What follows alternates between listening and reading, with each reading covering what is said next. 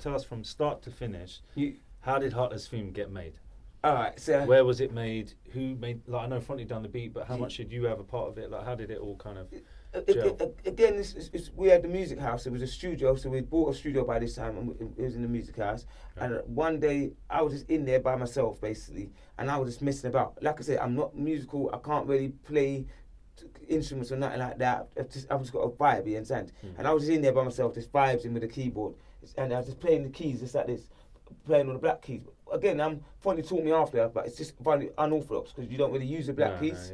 Yeah. But I was playing the black keys, do, do, do, do, do, do, do, do. You understand? Just messing about in there, vibing myself, and I said, "Yo, Fonts, come and hear this, bro."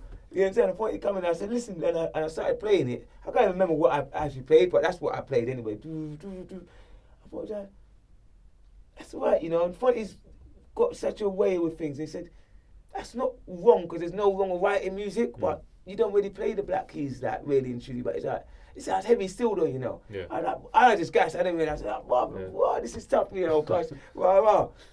And then I left him with that, and then Fonti made Superglue around that. So when you ask Fonti will say, "Well, I made it," and you understand, I was integral in it, but I didn't actually make it. I just made you done the bass line? Yeah, made the bass. I started the bass line, and he came around and done all the rest, the whistle and all the rest. That's all Fonti. The whistle was mad. Sick. Just that sound. Sick, where bro. did he get it? How did Sick. he? You know, it's so distinctive. The guy is a so genius catchy. in that respect, bro. Yeah. So like, anytime you mix it in, you just said it just smacked it, bro. So and that was a Superglue.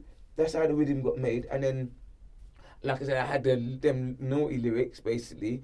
And that was actually, we recorded that. So Fonti's got that doublet somewhere on the Heartless Theme, but Fonti was reluctant to play it. He would only play it every now and again. Yeah. And Moe had a bad lyrics on it as well.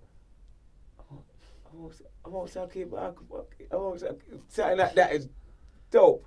Like the tune was dope. That's still like it might, in some respects, even better than the Heartless Theme, basically. But Fonti was like, nah. You need to hear that. Fonti weren't feeling that one basically. So he's not man away. And then I went back and started to write the verse. And I wrote the first verse. Were you all in the studio together, writing the bars, putting them in? Nah, that one there, I went away, wrote the verse for it basically. Because Fonti said, nah.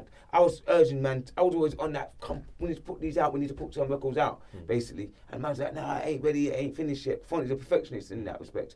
And I come. He's like, nah, that one. The lyrics are too dirty. You can't play with that everywhere. Go back and do something else. So I went back and wrote the first verse for the theme. And when I come back to that point, like, yes, bro, I like that. That's proper. And then we started to build the tune around that. Had that verse. I don't know if the hook more come with the hook next or the verses, but basically that was the start of it, and then it kind of fell into sync from there. So we had, and the funny thing is we had the Heartless instrumental that was terrorizing Napa. We had that instrumental terrorizing Napa, but the lyrics weren't on it yet. I think we had the Pussy Whip one first, but we weren't playing that because Fonti didn't like it in that respect. So we had the instrumental. Did we have the full? I'm trying to think if we had the full vocals when we met Richard East West. I'm not 100% certain, but yeah, we met him in Napa anyway. And then when we got back to England, he was like, we called him, and man, they called it on basically, and that was the next chapter basically with the record label kind of thing. See, when you came on, I started working for East West, which then became part of Atlantic, which is obviously part of the Warner Brothers umbrella. So I remember so clearly going into the basement downstairs where they keep all the CDs, all the records. And when you start at the bottom, I mean, I started at the bottom, so I was literally packing records, packing out CDs, calling up DJs saying, can you play this, whatever. And they had all your stuff on the shelves. And we had some of your merchandise as well. And I definitely stole some of that. And anyone who works in mailing room in record label knows we all done it. And I got a few copies of that at home. But I remember, so I was like, this is sick. These lot who I love from the garage scene, and now on the label, I was like, cool. But then obviously that album kind of had some troubles, didn't it? Yeah. And it didn't really go where you wanted it to go. The album never even came out, our album. Yeah. Never came out.